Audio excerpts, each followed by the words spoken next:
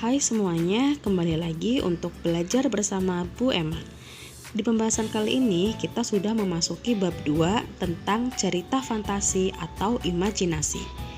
Kali ini Ibu akan menerangkan tentang pengertian, ciri umum, dan jenis cerita imajinasi. Kalian pernah nonton film Harry Potter atau The Avenger? Nah, di situ kalian akan menemui banyak kejadian yang mustahil terjadi dalam kehidupan nyata. Nah, cerita itu yang disebut dengan cerita fantasi. Jadi, cerita fantasi adalah cerita fiksi bergenre imajinasi atau dunia imajinatif yang diciptakan penulis. Pada cerita imajinasi, peristiwa yang tidak mungkin menjadi mungkin terjadi. Tokoh dan latar diciptakan penulis tidak ada di dunia nyata atau modifikasi dunia nyata. Tema imajinasi adalah gaib, supernatural, atau futuristik.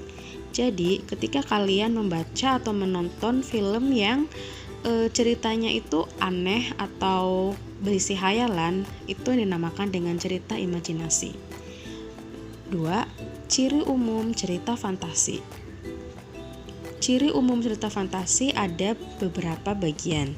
Pertama, cerita imajinasi mengandung keajaiban, keanehan, atau kemisteriusan. Cerita imajinasi mengungkapkan aspek-aspek supernatural, misterius, atau gaib yang tidak ditemui di dunia nyata. Pada cerita imajinasi, peristiwa atau keadaan tidak mungkin menjadi bisa saja terjadi. 2. Cerita imajinasi memiliki ide cerita yang terbuka, yaitu sesuai dengan daya hayal penulis. Ide penulis tidak dibatasi oleh realitas atau kenyataan. Ide cerita pun bisa berupa irisan dunia nyata dan dunia hayal yang diciptakan oleh pengarang. Contoh cerita imajinasi adalah seekor singa yang bertempur dengan manusia untuk memperebutkan seorang anak. 3. Cerita imajinasi menggunakan latar lintas ruang dan waktu. Alur dan latar cerita imajinasi memiliki kekhasan.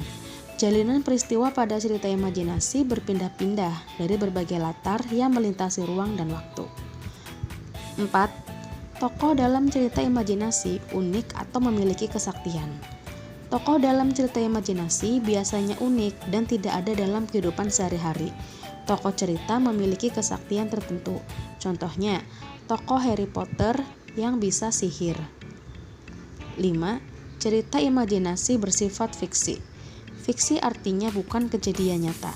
Cerita imajinasi dapat diilhami oleh latar nyata atau objek dalam kehidupan sehari-hari, tetapi diberi unsur hayalan. 6. Bahasa. Bahasa yang digunakan variatif, ekspresif, dan menggunakan ragam percakapan sehari-hari, yaitu bukan bahasa formal. Jenis cerita imajinasi. Jenis cerita imajinasi ada 2. Pertama, berdasarkan latar cerita dan berdasarkan kesesuaian dalam kehidupan nyata. Sekarang Ibu akan bahas tentang jenis cerita imajinasi berdasarkan latar cerita. 1. Latar lintas waktu masa lampau. Cerita imajinasi ini ditulis pada zaman kerajaan atau sebelum ada pergerakan nasional. Tokoh dan latar menggunakan nama pada zaman dahulu, misalnya pada zaman dahulu, 1000 tahun yang lalu, dan sebagainya. Contoh dari latar lintas waktu masa lampau adalah dongeng dan hikayat. 2. Latar waktu sejaman. Cerita imajinasi terjadi pada masa sekarang. Jadi ini terjadinya pada masa sekarang. Contohnya novel dan cerpen yang menggunakan alur atau waktu saat ini. 3. Latar lintas waktu futuristik atau masa yang akan datang. Cerita imajinasi ini terjadi pada masa yang akan datang.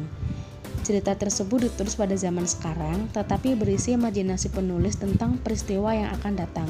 Misalnya, menceritakan tentang di masa depan akan ada mobil yang bisa terbang.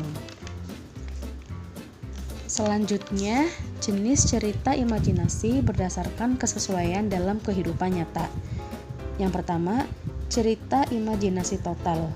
Cerita imajinasi total berisi imajinasi pengarang terhadap objek tertentu. Pada kategori ini, semua yang terdapat pada cerita tidak terjadi dalam dunia nyata. Contohnya, The Little Dragon. Itu total imajinasi penulis. Jadi nama orang, nama objek, dan nama kota benar-benar rekaan pengarang. 2. Cerita imajinasi irisan. Cerita imajinasi irisan adalah cerita imajinasi yang mengungkapkan imajinasi, tetapi masih menggunakan nama-nama dalam kehidupan nyata, menggunakan nama tempat yang ada dalam dunia nyata, atau peristiwa yang pernah terjadi pada dunia nyata. Contohnya, cerita tentang asal-usul terjadinya Danau Toba. Nah, itu tadi penjelasan Ibu hari ini. Ibu harap kalian bisa memahaminya dengan sebaik mungkin. Jika ada yang masih kalian bingung, kalian bisa tanyakan lewat kolom komentar atau bertanya langsung dengan Ibu. Ibu akhiri, sampai jumpa. Bye.